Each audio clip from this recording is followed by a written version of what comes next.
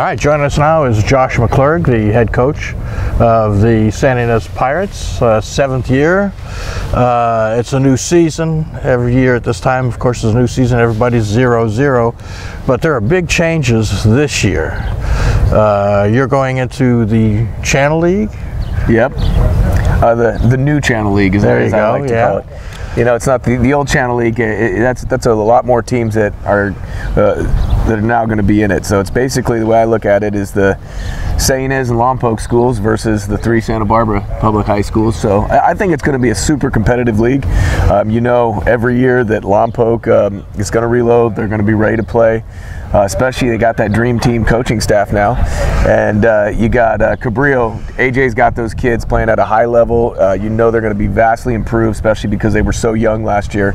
And Dos Pueblos always passes the eyeball test. They're always got phenomenal athletes.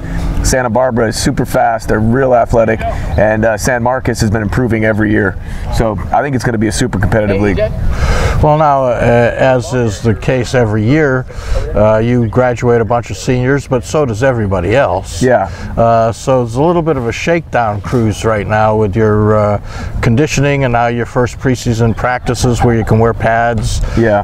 Have you got any of the questions answered? Quarterback, running backs, wide receivers? Well, I think we've been lucky having a nice group of backups or guys rotating in each year. So the receiver situation, we're yeah, we lose Gabe Prendergast. You don't replace a Gabe, you just kind of adjust and find other guys to step in. But Jasper Cadlick was the guy that played opposite of him the last 2 years, and Jasper's a phenomenal receiver, big, tall target. So we know we got Jasper coming back. Our running backs, they return. You know, Cash Transit's been our starting tailback the last 2 years. He'll be a 3-year starter, all-league returning guy.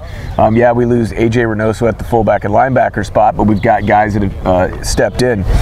As far as quarterback, we brought up Anthony Gills last year as a sophomore to be a backup, and he got a lot of playing time in some of those games that got lopsided one way or the other, and so he was usually playing the whole second half.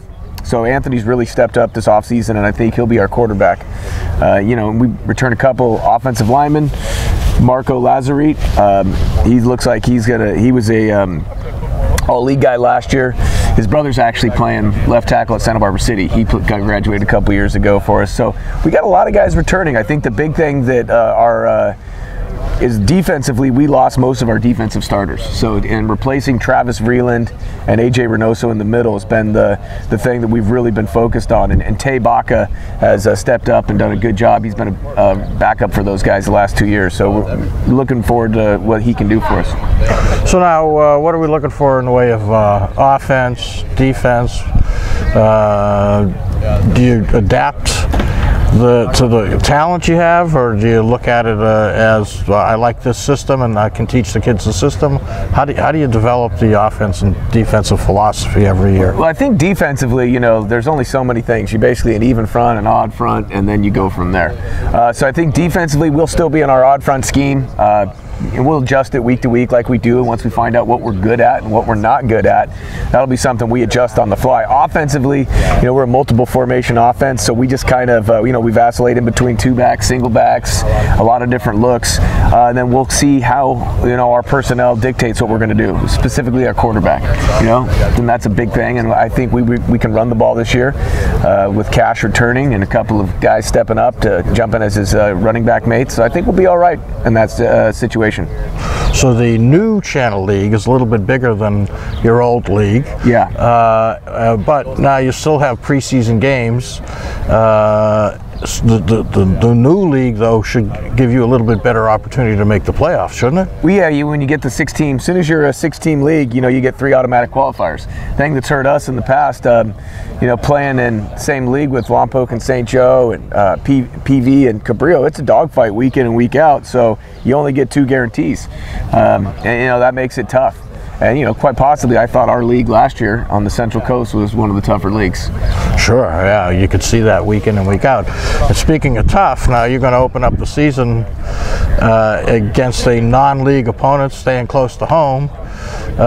You got the Nipomo Titans, and you know that they're going to come to play. Nipomo always comes to play. I mean, even that's where I was coach there for years under Russ Edwards before I came to Santa Ynez, and they're tough kids. They're well coached on both sides of the ball.